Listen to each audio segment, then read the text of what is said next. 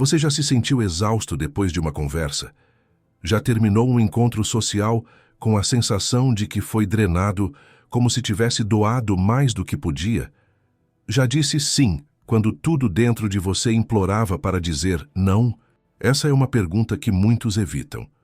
Porque dizer sim parece ser sinônimo de empatia, de bondade, de aceitação. Mas a verdade é que, sem limites, até a bondade se corrompe. Sem limites, você se transforma em um terreno baldio, onde qualquer um pode pisar, explorar e ir embora sem olhar para trás.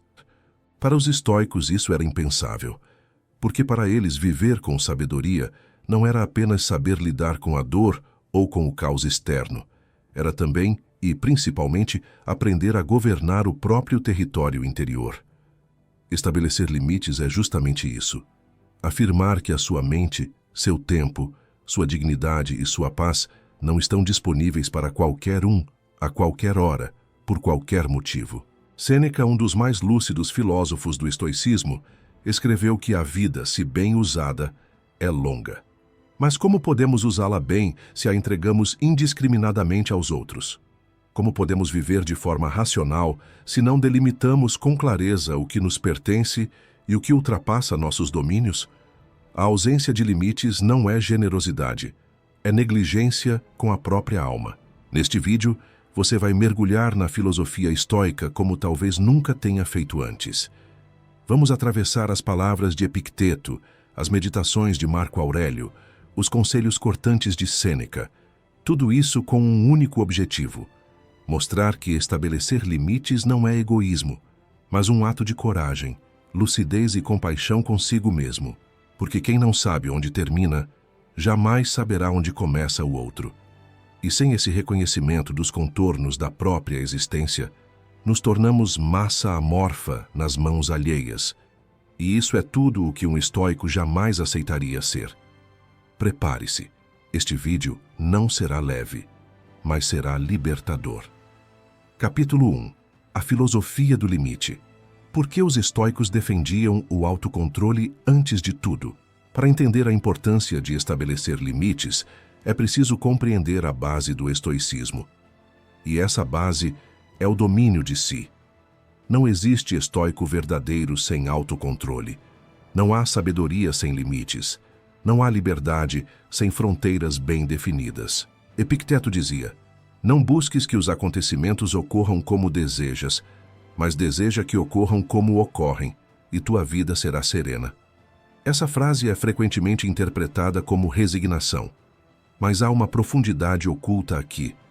Ao aceitar que o mundo não está sob nosso controle, ele está nos ensinando a concentrar nossa energia onde realmente temos poder, em nós mesmos. Estabelecer limites é justamente isso: reconhecer o que está sob o nosso domínio e o que não está. O comportamento do outro, suas expectativas, sua insistência ou chantagem emocional, isso não é nossa responsabilidade. Mas a nossa resposta é. Nosso tempo é. Nosso corpo, nossa energia, nossa dignidade, tudo isso nos pertence. E ignorar isso é abandonar o leme da própria existência. Marco Aurélio, imperador e filósofo, escreveu em suas Meditações que a alma permanece invicta quando não se deixa arrastar por estímulos externos. Veja o peso dessa afirmação. É um chamado direto à soberania interior. Quando você permite que outras pessoas ultrapassem os limites do que você considera justo, ético ou saudável, está entregando sua alma à mercê das circunstâncias. Está permitindo que a sua muralha interior seja invadida. E com o tempo, o que era fortaleza vira ruína. O estoicismo nos lembra que o maior patrimônio que possuímos é o nosso caráter. E o caráter se molda através dos limites que traçamos. Dizer não a uma situação que fere nossos princípios não é arrogância, é respeito, é amor próprio com base filosófica. E é exatamente disso que se trata viver como um verdadeiro estoico. Capítulo 2. Os limites que nos salvam do autoabandono. A ausência de limites não é altruísmo, é amnésia de si mesmo. Porque quando você vive permitindo que ultrapassem suas fronteiras sem reação, aos poucos você se perde e já não sabe mais quem é, o que quer ou o que sente. Esse estado de abandono interno não acontece de um dia para o outro. Ele se constrói lentamente, a cada concessão feita por medo, por apego ou por necessidade de aceitação. Os estoicos viam com clareza a destruição que ocorre quando uma pessoa vive tentando evitar conflitos externos ao custo de travar batalhas internas. Epicteto alertava que o homem é afetado não pelas coisas que lhe acontecem, mas pela visão que tem delas. O que significa isso? Que muitas vezes não é a atitude do outro que nos destrói, é a nossa incapacidade de reagir a ela com firmeza. Quando você permite que alguém te trate com desrespeito, isso não acontece apenas uma vez. A cada episódio, sua própria alma é treinada a aceitar aquilo como o novo normal. E logo, o que antes era intolerável se torna rotina. Mas existe um momento, silencioso e profundo, em que o corpo começa a manifestar o que a mente já não consegue dizer. Exaustão.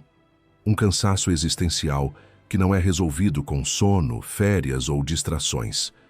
É o cansaço de quem vive esquecendo de si mesmo para lembrar dos outros. O limite é o remédio mais direto contra esse autoabandono.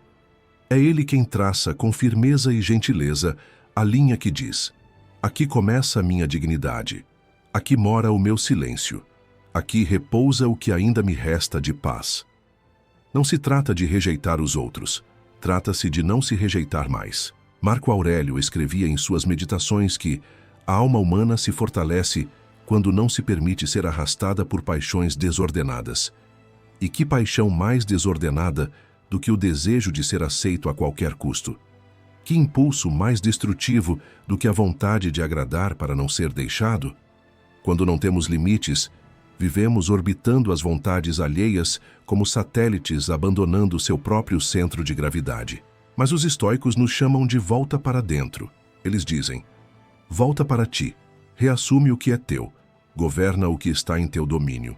E o primeiro território a ser retomado é a sua própria permissão. Permissão para recusar, permissão para pausar, permissão para se afastar. Porque se você não der essa permissão a si mesmo, estará sempre esperando que os outros te respeitem antes mesmo de você aprender a se respeitar. E o mundo, infelizmente, não perdoa quem não se impõe. Ele testa, ele invade, ele experimenta. Por isso, estabelecer limites não é opcional, é vital. Capítulo 3. A sabedoria de dizer não sem culpa. Dizer não aos outros é muitas vezes dizer sim para si. Essa máxima estoica pode não ter sido escrita com essas palavras, mas está contida em cada linha dos textos de Sêneca, Epicteto e Marco Aurélio. A arte de negar é a arte de proteger. Negar é uma forma elevada de afirmação. Afirmação daquilo que se quer, daquilo que se é, daquilo que se deve preservar. Mas por que sentimos tanta culpa ao dizer não? Porque confundimos amor com disponibilidade total. Porque crescemos acreditando que ser bom é nunca frustrar ninguém, que ser amigo é estar sempre à disposição, que ser parceiro é se sacrificar constantemente. Só que os estoicos nos alertam. O que é feito sem razão, sem discernimento, sem equilíbrio, leva ao colapso. Dizer não é reconhecer que há um limite para tudo, inclusive para o que você pode oferecer. Não é rudeza, é lucidez. Não é egoísmo, é autocuidado. É entender que, se você vive se doando até se esgotar, em algum momento não terá mais nada a oferecer, nem a si, nem a ninguém. Epicteto dizia que não é livre aquele que não tem domínio sobre si mesmo. E quem não sabe dizer não, vive em cativeiro. Cativeiro da culpa, da aprovação externa, da ansiedade constante de agradar. Um sim dito com raiva contida ou cansaço acumulado é sempre um não que você não teve coragem de verbalizar. A coragem estoica não é a de gritar, impor-se, confrontar todos o tempo todo. É a coragem silenciosa de manter-se fiel aos próprios princípios, mesmo quando o mundo pede que você os traia. E entre esses princípios, o respeito a si mesmo é inegociável. O que te impede de dizer não? Medo de desagradar? Medo de ser abandonado? Medo de ser mal interpretado? Os estoicos diriam: esses medos são construções mentais. Eles não existem fora de você. Eles não têm poder se você não os alimenta. A liberdade está em perceber isso e agir apesar disso. A sabedoria do não é, portanto, um dos maiores atos de amor próprio que alguém pode praticar, porque é ele quem impede que você seja consumido pelas expectativas alheias. É ele que preserva seu tempo, sua energia, sua sanidade. Capítulo 4. Limites visíveis e invisíveis. Como os estoicos lidavam com as sutilezas da invasão emocional. Nem sempre os limites são rompidos com gritos, violência ou palavras duras. Às vezes eles são corroídos silenciosamente, por dentro, nos gestos sutis, nas cobranças implícitas, nas piadas que diminuem, nas expectativas que pesam. São invasões disfarçadas de afeto, controle disfarçado de cuidado, manipulação travestida de preocupação. Sêneca dizia que os males que nos destroem nem sempre chegam como tempestade. Às vezes eles se disfarçam de brisa. Essa brisa, hoje, pode ser o amigo que te sobrecarrega emocionalmente todos os dias e espera que você esteja sempre disponível. Pode ser o parceiro que exige acesso total à sua vida e chama isso de amor. Pode ser o familiar que invade sua casa, sua rotina, sua mente e exige que você aceite, porque é da família. Essas sutilezas são perigosas porque se tornam invisíveis com o tempo. Você começa a achar normal viver com menos espaço, menos voz, menos autonomia. Vai cedendo, até que, quando percebe, já não sabe mais onde terminou você e onde começou o outro. Marco Aurélio nos lembra: a vida de cada um é aquilo em que seus pensamentos a transformam. E quando você vive absorvendo as ideias, valores e imposições alheias sem filtrar, sem recusar, sem refletir, sua vida deixa de ser sua, seus pensamentos deixam de ser seus. Você vive sob o peso do mundo, sem perceber que poderia simplesmente sair debaixo dele. Os limites, portanto, não são apenas físicos ou verbais. Eles são também mentais e espirituais. É dizer internamente: eu não sou obrigado a carregar isso. Eu não sou responsável pelo estado emocional do outro. Eu não sou culpado por dizer o que sinto. Eu posso me afastar de quem me consome. Essa consciência é o início da libertação. Capítulo 5. A prática estoica de estabelecer limites. Firmeza sem violência. Clareza sem arrogância. Estabelecer limites não precisa ser um ato dramático. Os estoicos não incentivavam a confrontação desnecessária, mas sim a firmeza serena.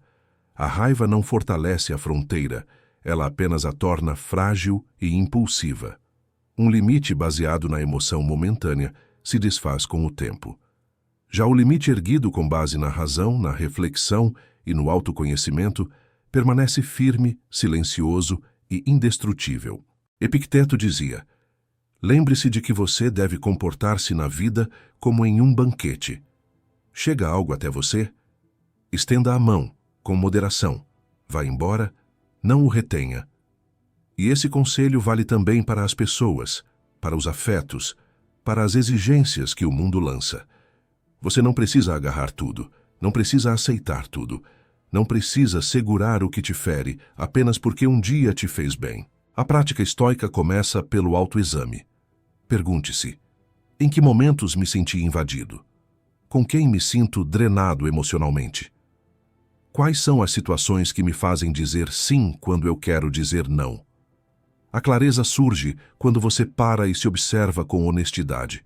E uma vez que ela surge, você começa a ver o que antes parecia invisível. O quanto se abandona, o quanto se silencia, o quanto se força a caber em moldes que não são seus. É nesse ponto que o limite se torna possível. Não como ataque, mas como defesa da dignidade. Não como imposição, mas como afirmação de identidade. Um não dito com amor por si mesmo é mais poderoso do que qualquer grito. A presença firme, calma, serena, que não acusa, não se exalta, não perde o centro. Comunica com mais intensidade do que 1000 justificativas. Os estoicos sabiam disso. Sabiam que o verdadeiro poder é silencioso. que o respeito se impõe pela postura, não pela força, que quem governa a si mesmo não precisa controlar ninguém. E por isso mesmo, quem tem limites claros não precisa se explicar em excesso.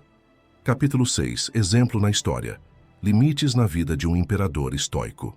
Marco Aurélio, mesmo como imperador de Roma, cercado por bajuladores, aduladores e pessoas interessadas apenas no poder, mantinha uma prática diária de meditação e autocontenção. Ele sabia que sua alma era seu verdadeiro trono e por isso não permitia que o ambiente externo decidisse quem ele era por dentro. Em suas meditações escritas para si mesmo, ele repete várias vezes que não se deve permitir ser corrompido pelas exigências dos outros, que a popularidade é uma armadilha, que o dever de um homem racional é manter sua integridade, mesmo que isso custe sua imagem pública. Ele estabeleceu limites com o próprio Senado, com generais ambiciosos, com amigos que tentavam manipulá-lo. Mas fazia isso sem escândalos, com serenidade, com firmeza. Nunca se deixou levar pelo impulso de agradar ou pela tentação de controlar. Sua força vinha do autodomínio. E se até um imperador, com todo o poder do mundo à disposição, sentia a necessidade de limitar o que permitia entrar na sua mente, imagine nós, que somos bombardeados todos os dias por vozes, promessas, cobranças, exigências, pressões. Não estabelecer limites é abrir mão da própria sanidade. Capítulo 7. Técnicas estoicas para proteger seus limites. O estoicismo não é apenas filosofia abstrata. Ele é prático e oferece exercícios concretos que podem ser aplicados para fortalecer seus limites internos. 1. A dicotomia do controle. Lembre-se todos os dias: o que está sob seu controle? Apenas seus pensamentos, suas ações, seus valores. Nada mais. Quando você sente que está sendo invadido, volte a essa base. Você não pode mudar o outro, mas pode escolher se afastar. Pode escolher não se calar. Pode escolher recusar. 2. Premeditação dos males. Premeditatio malorum. Antecipe mentalmente as situações que tendem a ultrapassar seus limites. Prepare-se para dizer não com serenidade. Visualize o desconforto, a rejeição, a cara feia, e respire dentro dessa possibilidade. Assim, quando acontecer, você não será pego desprevenido. 3. Exame noturno, retrospectiva do dia. Todos os dias à noite revise mentalmente seus encontros e decisões. Em quais momentos você se abandonou? Em quais momentos se defendeu? O que poderia ter feito diferente? Esse exercício, praticado com honestidade, te transforma em alguém cada vez mais alinhado com seus valores. 4. Frases guias estoicas. Carregue consigo frases que funcionem como âncoras. Pequenas sentenças que te lembrem quem você é. Por exemplo, sou livre quando me respeito. Meu tempo é valioso. O silêncio também é resposta. O que é bom não precisa se impor. Repeti-las em momentos de dúvida fortalece sua convicção. Capítulo 8. Quando os limites afetam relações e quando o outro não aceita. Nem todos aceitarão seus limites com facilidade. Alguns vão tentar te fazer sentir culpado. Outros vão te acusar de estar diferente, frio, egoísta. Mas lembre-se, você não pode controlar a dor que a verdade causa em quem se alimentava da sua ausência de limites. Muitas relações foram construídas em cima da sua passividade. E quando você muda, a relação precisa mudar também, ou termina. E tudo bem. Algumas conexões só existiam porque você se apagava. Quando você começa a se iluminar, quem não sabe lidar com isso, se afasta. E isso não é perda, é depuração. Como dizia Epicteto, se alguém te critica injustamente, você só precisa sorrir e seguir. O outro tem direito de se decepcionar com sua mudança, mas você tem o dever de continuar mudando. Não negocie sua saúde mental em nome de uma paz aparente. Uma relação que exige a sua constante autoanulação não é relação, é prisão. Capítulo 9. A paz que nasce depois do limite. Depois da tempestade vem o silêncio. Um silêncio novo, um silêncio limpo. Quando você aprende a se posicionar, um novo tipo de paz nasce. não é a paz da ausência de conflito, mas a paz da coerência interna, do saber-se inteiro, do dormir com a consciência tranquila de que você não traiu a si mesmo para agradar ninguém. Essa paz é duradoura, é serena e é firme. Você não precisa mais provar nada, não precisa explicar. Apenas vive, respira, anda e deixa que o mundo se ajuste ao novo espaço que você ocupa, um espaço mais claro, mais livre, mais justo. Capítulo 10. O limite como expressão de amor. No fim das contas, estabelecer limites é uma forma elevada de amar. Amar-se, amar o outro com verdade. Porque relações sem limites não são relações, são absorções. E absorver o outro é sufocá-lo, e ser absorvido é se anular. Os estoicos sabiam que o amor verdadeiro não exige destruição, que o respeito é a base de toda convivência saudável, e que quem se ama, ensina o outro a amar também. Como dizia Sêneca, a verdadeira liberdade é viver conforme a própria natureza.